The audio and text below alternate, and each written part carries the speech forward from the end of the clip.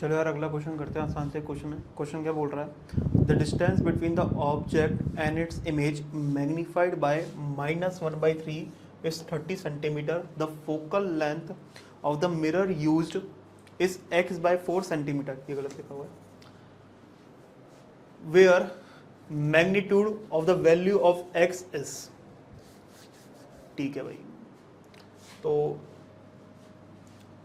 Object और image के बीच की दूरी कितनी दे रखी है, 30 सेंटीमीटर दे रखी है। ठीक है, और मैग्निफिकेशन कितना गिवन है, -1/3 गिवन है। तो अगर कुछ भी नहीं बोला गया तो ऑब्जेक्ट अपन रियल ही लेते हैं। ठीक है, ऑब्जेक्ट रियल है, मैग्निफिकेशन क्या है तुम्हारा, नेगेटिव है। तो ऑफकोर्स ही बात है कि जो इमेज बन रही होगी वो रियल ही बननी चाहिए। और मुझे पता है कि रियल ऑब्जेक्ट का रियल इमेज केवल कॉनकेव मिरर के केस में ही पॉसिबल है, क्योंकि कॉन्वेक्स मिरर में रियल ऑब्जेक्ट का वर्चुअल इमेज बनता है।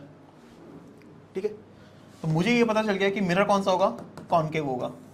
इसका फोकल लेंथ मैं f मान लेता हूं। तो f की वैल्यू अपन को फाइंड आउट करनी है। अब तुम देखो मैग्निफिकेशन कितना गिवन है, -1/3। जैसे सपोज मेरा ऑब्जेक्ट इधर प्लेस्ड है, x डिस्टेंस पर है, तो u का वैल्यू तो मैं -x लिखूंगा अकॉर्डिंग टू साइन कन्वेंशन। तो किसके बराबर होगा, -v/u के बराबर होगा। तो माइनस से माइनस गया तो v की वैल्यू कितनी आ रही है, u/3।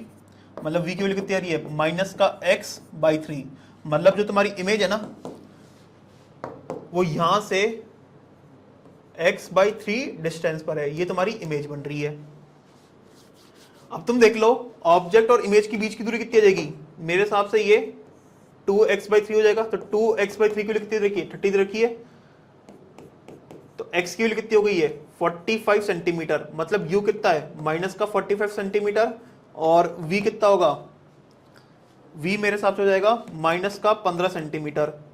मिरर फॉर्मूला से मैं फोकल लेंथ में निकाल लूंगा, क्योंकि 1/v + 1/u = 1/f होता है। तो 1/v + 1/u = 1/f। एलसीएम तो हो जाएगा 45, ये हो जाएगा -3 -1 = 1/f। तो f का वैल्यू कितना आ रहा है, -45/4 सेंटीमीटर। तो x का वैल्यू तो आएगा -45 और इसका मैग्नीट्यूड कितना हो जाएगा, +45। तो यही अपना क्या है, आंसर है।